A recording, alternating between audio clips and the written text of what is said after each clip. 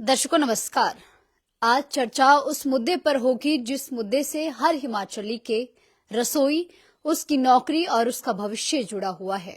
मुद्दा है आरडीजी यानी रेवेन्यू डेफिसिट ग्रांट। आप सभी जानते हैं ये एक ऐसा अनुदान है जो केंद्र सरकार की ओर से कई राज्यों को मिलता है और कई राज्य ऐसे हैं भारत में जिनके इनकम से ज्यादा खर्चे हैं, तो ये मदद करती है ताकि जो राज्य है वो आर्थिक बोझ के तले ना डूबे।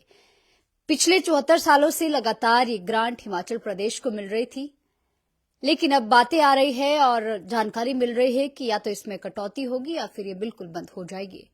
आरडीजी के बंद होने से हिमाचल प्रदेश को किस तरीके का आर्थिक नुकसान होगा या किस तरीके की परेशानियां होगी या फिर ऐसा क्यों हुआ है, इन सभी सवालों के जवाब देने के लिए आज हमारे साथ अवनीत सिंह लांबा जी है। कांग्रेस के वरिष्ठ नेता है, कार्यकारी मंडल अध्यक्ष रहे हैं।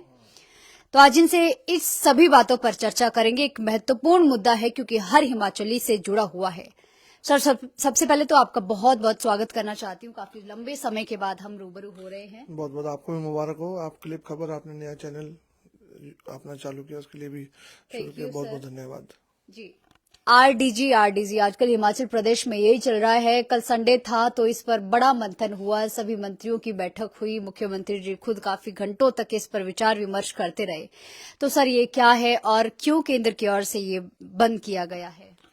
नहीं, निश्चित तौर पे ये तो आप भी एक हिमाचल के नागरिक हैं, उसके नाते अगर आप भी सोचेंगे कि अगर एकदम जो ग्रांट मिल रही थी वो इसी टाइम पे क्यों बंद की गई, और अगर जब वो ग्रांट बंद कर दी तो क्या एक हिमाचल जो हमारी आय के सोर्स बहुत कम है। कल हमारे मुख्यमंत्री जी ने, उप मुख्यमंत्री जी ने इस बारे में बताया और पूरे फाइनेंस कमीशन ने इसके पूरा एक ब्यौरा दिया कि भी क्यों हम, क्या कारण है कि हम अपने आप को सेल्फ डिपेंडेंट नहीं बना सकते, पर आत्मनिर्भर भारत हिमाचल की ओर और एक व्यवस्था परिवर्तन जो हमारा नारा है जिसको आज की क्रिटिसाइज कर रहे हैं, पर उसी के कारण आज हम जो अपने आप थोड़ा बहुत जो अपने आप पैरों पे खड़ा होने लायक हुए हैं तो उसी के कारण है।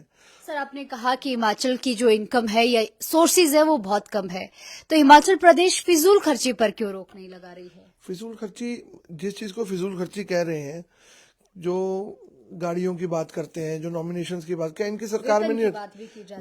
वेतन तो वक्त के हिसाब से बढ़ा है, वो कोई बहुत बड़ा बजट नहीं है और उसको भी टाइम टाइम पर वेतन की भी कटौती की जाती है। ऐसा नहीं है कि वेतन काट कर दे रहे हैं। कहीं अभी जिस वेतन को बढ़ा हुआ आप कह रहे हैं वो तो मिला ही नहीं है अभी तक। जो अगर आपने सत्ती जी की भी बात सुनी होगी विधानसभा में, तो वो खुद कह रहे अभी तक तो मिला ही नहीं है, तो कैसे आप उसको कह रहे फिजूल खर्ची में आया अभी?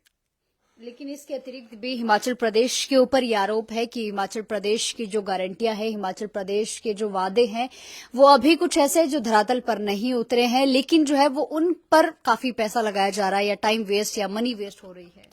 नहीं, आप ना एक चीज समझिए, जब भी कोई सरकार इलेक्शन में जाती है, कोई पार्टी इलेक्शन में जाती है, वो अपने इलेक्शन मैनिफेस्टो के साथ जाती है, वो अपने घर में पैसे नहीं लेके जाती। अगर हमने कोई 1500 महिलाओं को देने की बात करी तो हिमाचल की महिलाओं को 1500 देने की बात करी।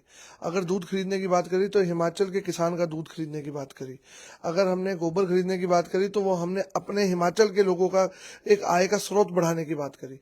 तो उसमें अगर उनको लगा और हमारे पे लोगों ने विश्वास जताया और हमारी सरकार आई, और उसमें अगर देरी है तो आप भी खुद समझदार हैं कि पहले आपदा का दौर रहा, उसके बाद स्टेबल सरकार को डिस्टेबलाइज करने की कोशिश की गई। तो कई चीजें ऐसी हैं जो हमारे विपरीत दिशा में चली, पर हमारे मुख्यमंत्री जी ने एक योद्धा की तरह उसको लड़कर हर चीज से पार लाया। आप देखेंगे 2024 का चुनाव था, उसके अंदर भी वोट हमारे संसद जो थे चारों वो बीजेपी के बने, पर हमारे जो एमएलए थे वो हमारी संख्या फिर 40 की 40 हुई, तो लोगों ने विश्वास फिर हमारे सुखविंदर सिंह सुक्खू की सरकार पे जताया। आपने कहा कि इसी समय ये ग्रांट क्यों बंद की गई, लेकिन कहा तो ये जा रहा है कि इस ग्रांट को बंद करने के लिए पहले से ये बताया गया था, तो हिमाचल ने पहले से तैयारी क्यों नहीं की, अपने रिसोर्सेज को क्यों नहीं बढ़ाया? तो ये सवाल भी है।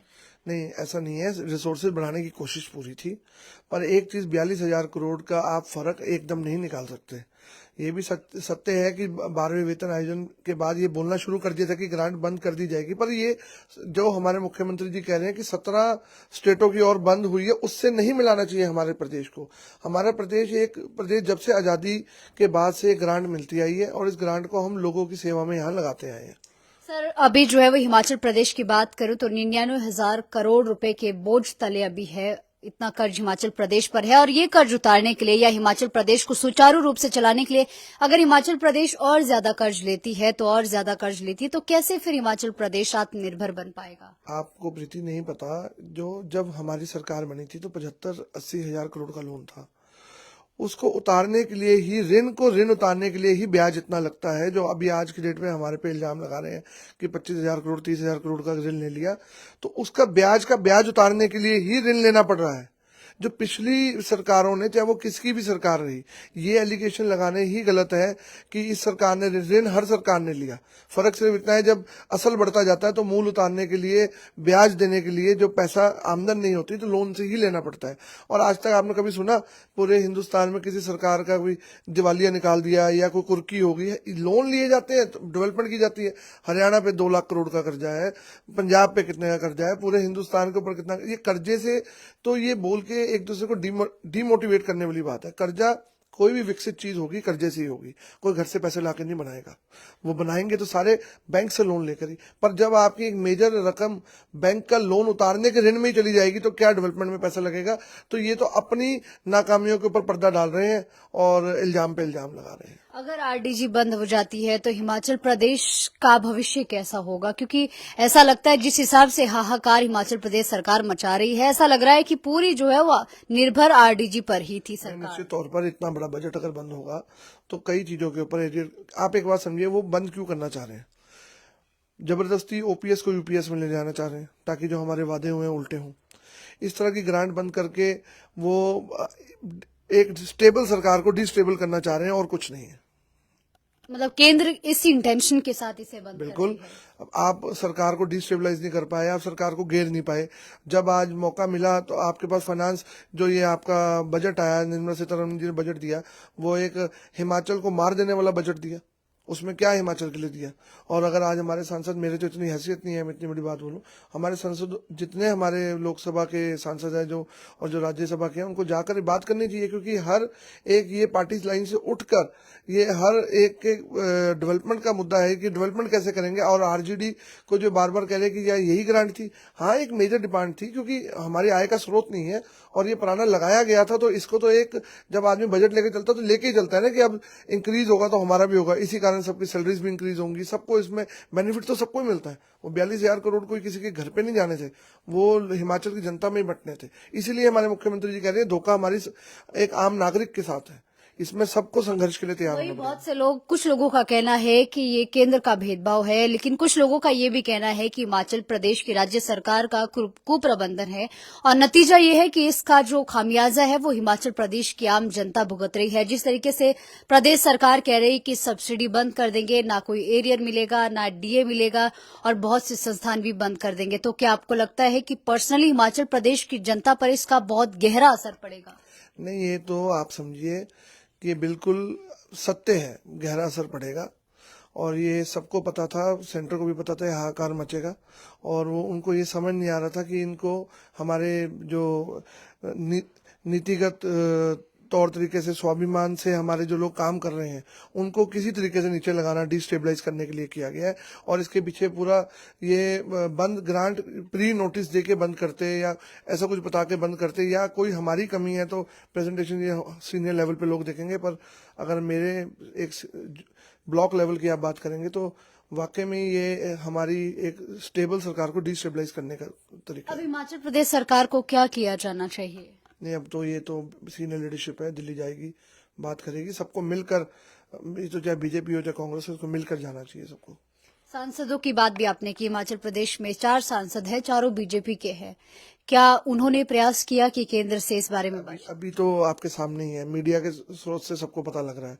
और हमारे विधायक भी कल सारे बैठे और उन्होंने वॉकआउट रखा, उसमें नहीं आए, तो अब निमंत्रण के ऊपर भी वो इल्जाम लगा रहे हैं कि जयराम जी कह रहे हैं कि मुझे सही तरीके से निमंत्रण नहीं दिया गया। जब मेरा तो मानना है कि दुख की घड़ी में तो निमंत्रण की जरूरत ही नहीं होती, खुद ही जाके पूछना चाहिए, चाहे दुश्मन भी हो, कि भाई कैसे करना है, क्या करना है, मिलके चलते हैं। लेकिन वो जो विधायक है, भाजपा के विधायक, वो केंद्र सरकार तक क्यों जाएंगे जब उनका ये आरोप है कि हिमाचल प्रदेश सरकार ने उनकी विधायक निधि का पैसा भी पिछले 3 साल से नहीं दिया है? ये सारी चीजें जो प्रीति हैं, ये एक फाइनेंस कमीशन की और एक सीनियर मोस्ट लेवल की बात है, पर एक आम जनता, एक आम नागरिक होने के नाते जितना हम जागरूक कर सकते हैं अपने आप लोगों के माध्यम से, हम यही जागरूक करेंगे कि ये भेदभाव नहीं होना चाहिए, सबको राजनीति से ऊपर उठकर काम करना चाहिए। पर उसके बाद भी अगर ये ग्रांट बंद होती है और हमसे भेदभाव किया जाता है तो हम तो सारे संघर्ष के लिए तैयार हैं। लेकिन फिर हिमाचल सरकार भाजपा के विधायकों के साथ क्यों भेदभाव, उनकी जो विधायक निधि है वो क्यों नहीं दे रही है? नहीं, वो तो सबकी नहीं दे रही है, वो चाहे हिमाचल के कांग्रेस के सरकार के एमएलए हैं चाहे बीजेपी के एमएलए, वो तो जिस जिसकी विधायक निधि ऐसा कोई चिन्हित करके ऐसा नहीं हुआ कि एक को दिए दूसरे को नहीं दिए, सबकी बंद है वो, क्योंकि वो बजट की वजह से ही बंद है। बहुत कंस्ट्रेंट बजट है, बहुत मुश्किलों से चल रहा है और आपके सामने 3 साल में 2 बार तो इतनी भयंकर आपदा आई जितनी पहले कभी नहीं आई। इतिहास में ऐसा पहली बार माना जा रहा है जो वर्तमान समय में हिमाचल की स्थिति हुई है, और ये स्वयं हिमाचल के मुख्यमंत्री भी कहते हैं कि ये एक बहुत बड़ा जो है वो चाहे धोखा कह लीजिए, बहुत बड़ा आघात हिमाचल प्रदेश को दिया है। फिलहाल इस पर लगातार विचार मंथन चला हुआ है और जो है वो विपक्षी दल के जो नेता है, चाहे वो अपोजिशन के लीडर हैं, चाहे अन्य जो विधायक है, उनसे भी बातचीत चली हुई है। सर, अंतिम में मैं चाहती हूँ आप बताएं कि आरडीजी के बंद होने के बाद हिमाचल को आप अगले 5 सालों में क्या सच में आत्मनिर्भर बनता हुआ देख पाएंगे या फिर हिमाचल और पीछे होता और पीछे जाएगा, क्योंकि ये ग्रांट बेसिक मूलभूत सुविधाओं के पूरा करने के लिए की जाती थी। जैसे घर में राशन आता है तो, और घर में बच्चे पढ़ाई भी करते हैं और घर में बिजली का बिल भी होता है, तो अगर आप घर के पेट पे लात मारेंगे, बेसिक नेसेसिटीज पे लात मारेंगे तो अगली चीजें कैसे चलेंगी? आपने कभी सुना गंजे को कंघी बेचते हैं, तो कौन बेचता है? ये सेंटर ने हमारे साथ ये हाल किया है कि वो आज हमारी ग्रांट बंद कर दी और अब कहना चाह रहे हैं कि ये ठीक रहा, मतलब हम जो पैसा हमारे पास आया ही नहीं, हमने उसका दुरुपयोग करना था। जब आएगा तो हमने तो लोगों के ऊपर ही लगाना था, या तो आता और हम दुरुपयोग करते, जो आया ही नहीं और उसको हम दुरुपयोग कैसे मान लेंगे? तो ये ऐसा केंद्र सरकार इसलिए भी कह रही है क्योंकि आपदा के समय जो पैसा दिया था, क्योंकि जो हिमाचल प्रदेश के मंत्री है विक्रमादित्य सिंह, उन्होंने खुद सोशल मीडिया के माध्यम से कहा केंद्र सरकार ने इतना पैसा दिया, लेकिन दूसरी तरफ वही मुख्यमंत्री जी कहते हैं केंद्र ने पैसा ही नहीं दिया। जो विक्रमादित्य जी बोलते हैं वो ठीक है, वो पैसा प्रधानमंत्री ग्राम विकास योजना में नाबार्ड में आया, पर जो प्रधानमंत्री जी 1500 करोड़ बोल के गए वो आज तक नहीं आए। वो कहाँ पे आए बताओ ना। अब ये अपनी बातों को छुपाते हैं और ये मैं फिर कह रहा हूँ, ये मेरी लेवल की है भी नहीं, पर मैं फिर भी आपके सवालों का जवाब दे रहा हूँ। जब एक आम नागरिक, आम ब्लॉक लेवल का आदमी ये बात बता रहा है तो ऊपर सबको पता है। राजनीति में आपका भी काफी लंबा अनुभव नहीं है, है, बिल्कुल मैं आपको ये सारी बात जो मैंने आपका जवाब दिए, ये बिल्कुल मैंने आपको जो बताया, पैसा सेंटर से हमारे को बहुत रोक के दिया जा रहा है, बहुत जो कांग्रेस इस पर कोई प्रदर्शन करेगी? हो रहा है और इसमें निश्चित तौर पे जैसे हमारे को ऊपर से गाइडलाइन आएगी, जैसे हमारे प्रदेश अध्यक्ष की गाइडलाइन, जैसे गाइडलाइन आएगी हमारे प्रदेश अध्यक्ष की, हम इसमें बिल्कुल सब तैयार हैं, क्योंकि ये हम सबके साथ अन्याय है। बहुत बहुत शुक्रिया हमारे सवालों का जवाब देने के लिए। तो दर्शकों, आप सभी से भी जल्द ही मिलती हूँ। आरडीजी एक बड़ा मुद्दा इस समय देश ही नहीं बल्कि हिमाचल प्रदेश में तो बहुत ज्यादा चला हुआ है। हिमाचल प्रदेश की सरकार लगातार इस बात पर विचार विमर्श कर रही है और जनता भी कहीं न कहीं चिंता में है, क्योंकि प्रदेश के मुख्यमंत्री जी कहते हैं कि आप अपनी कमर कस लीजिए, क्योंकि हिमाचल प्रदेश काफी जो है वो आर्थिक संकट में डूबा हुआ है।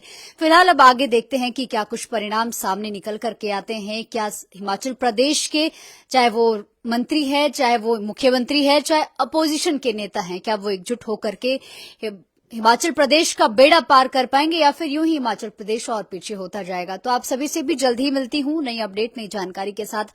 अभी के लिए फिलहाल इतना ही। नमस्कार।